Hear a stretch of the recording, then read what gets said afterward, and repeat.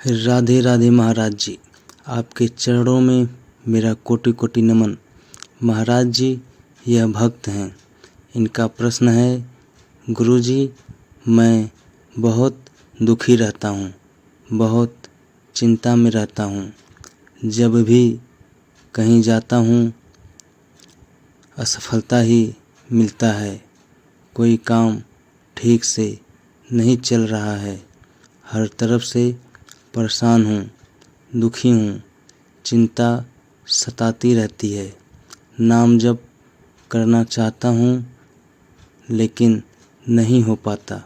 कृपा करके सही मार्ग हर मनुष्य में डर बना रहता है। कह रहे प्यारे तू मत डर, क्यों डर रहा है? मैं भगवान से बात करके बात कर रहा हूं तुमसे। सीताराम ओंकारनाथ जी बहुत बड़े महापुरुष हुए। वो कह रहे हैं कि मेरे प्रभु में संभव असंभव सब कुछ करने की सामर्थ्य है। प्यारे, आज से तुम देह की चिंता और अर्थ की चिंता और सुख की चिंता का तुम त्याग कर दो। उसकी चिंता मेरे प्रभु करेंगे।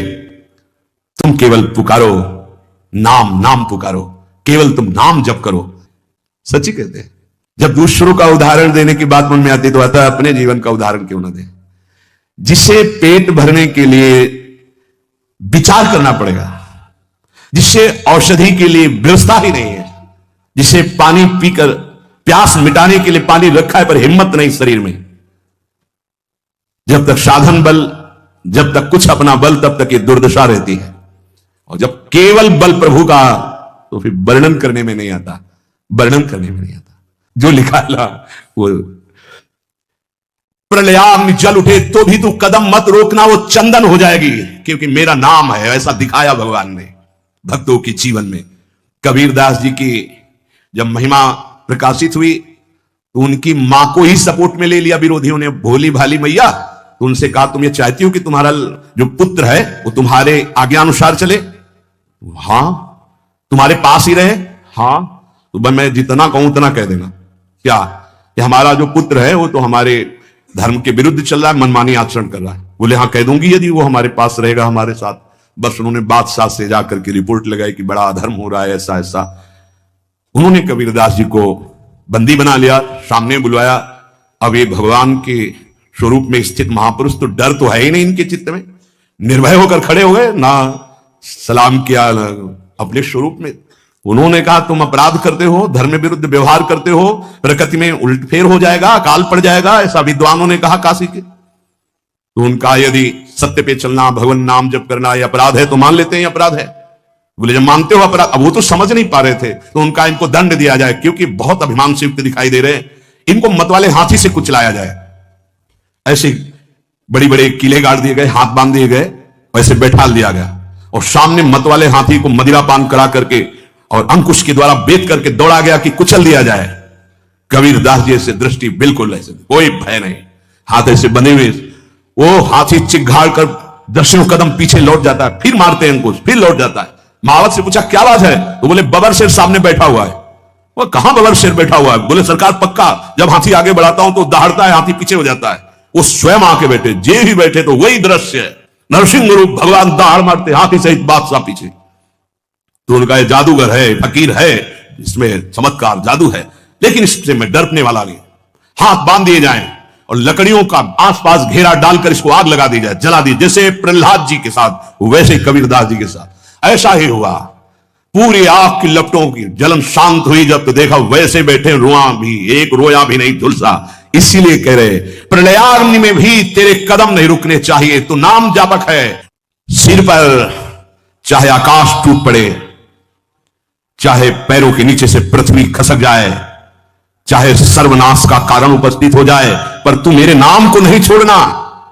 बस निश्चिंत देख लेना, जब पृथ्वी खसकेगी तो मैं तेरे को अपनी गोद में लूंगा, जब आकाश टूटेगा तो मेरी छाती होगी तेरे ऊपर।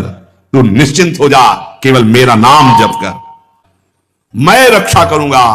ऐ जिसका मैं होता हूं उसका कोई कुछ नहीं बिगाड़ सकता। और एक प्रण करता हूं तेरे सामने, यह बड़ी जोर की बात, तू यदि नाम में जीवन कर लिया तो तेरी 7 पीढ़ियां जो बीत गई हैं और 14 पीढ़ियां जो आगे आएंगी उनका उद्धार कर दूंगा। अगर 21 पीढ़ी, 7 पीछे की 14 आगे की, यदि तू नाममय हो गया तो, और मेरा नाम मेरे को अधीन कर लेता है। ब्रह्मांडानि विनश्यन्ति देवा इंद्रादयस्तथा कल्याण भक्ति युक्तश्च मद भक्तो न प्रणश्यति। ये समस्त ब्रह्मांड, बड़े बड़े देवता भी कांपते हैं मेरे से, पर मेरे नाम जापक को कोई कष्ट दे सके ऐसा नहीं। बहुत छाती फूल जाती है जब ये बात हम पढ़ते हैं। मैं सत्य को साक्षी करके कहता हूं। ये क्यों बोल रहे हैं महापुरुष जन?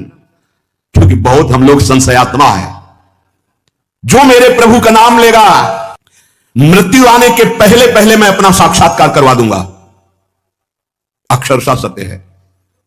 केवल नाम जापक की बात कर रहा हूं। बहुत समिट करके आना हुआ है। इतनी यात्रा करवाकर यहीं विश्राम मिला जहां तुम्हें प्रारंभ हो रहा है। ये तुम बड़े सौभाग्यशाली हो, हमसे ज्यादा सौभाग्यशाली हो। सीधे तुम्हें वृंदावन मिला, सीधे तुम्हें उपासना मिल गई, भटकना नहीं पड़ा। यहां बहुत दौड़ भाग करके फिर अनुभव हुआ। तुम केवल नाम जप करो, तुम्हारा भार मैं ग्रहण करता हूं। तुम निश्चिंत सो, मैं जागकर तुम्हारी रक्षा करूंगा। ऐसा ही है। जैसी भी परिस्थिति में हो, अगर ये सुनने के बाद तुम्हारी नाम में रुचि नहीं हो रही तो अभी और कुछ बाकी है। भाई, ब्राह्मण देवता कपाल की रेखाएं पढ़ लेते थे तो स्मशान से निकले गंगा किनारे तो एक खोपड़ी पड़ी थी, उसमें लिखा था अभी और कुछ बाकी है। तो बोले अब क्या बाकी होगा? मर गया, जल गया, अंग अंग अलग हो गया, अब खोपड़ी पड़ी, अब क्या बाकी है? वो लिखा तो है अब कुछ अभी और बाकी है। तो उनका झोली में रख लेते हैं, इसको वहीं घर में देखेंगे क्या बाकी है। टांग दिया। फिर किसी जजमान के यहां बुलावा आया तो चले गए। पंडिताइन ने सोचा आज झोली बहुत गरू है, इसमें क्या है? देखा कि स्मशान से खोपड़ी लाए तो बोले पंडित जी की खोपड़ी खराब है।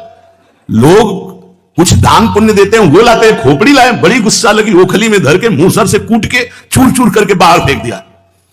पंडित जी आए, बोले वो झोली में खोपड़ी टंगी थी कहां है? बोले डाल के ओखली में मार मूसरों चूर चूर करके फेंक दिया। तुम्हारी बुद्धि खराब है, घर में तुम खोपड़ी लाए। बोले यही तो दिखा था उसमें कि अभी और बाकी। तो हमने सोचा क्या बाकी? अभी मूसरों की मार बाकी है।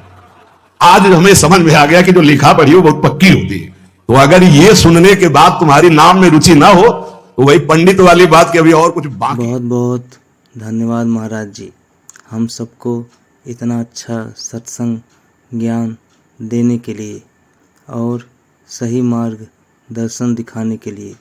दोस्तों, अगर महाराज जी की बातों को फॉलो करोगे तो सारे पाप, दुख, रोग, चिंता से हैं बचे रहोगे। और नई वीडियो के साथ, तब तक के लिए दोस्तों, राधे राधे।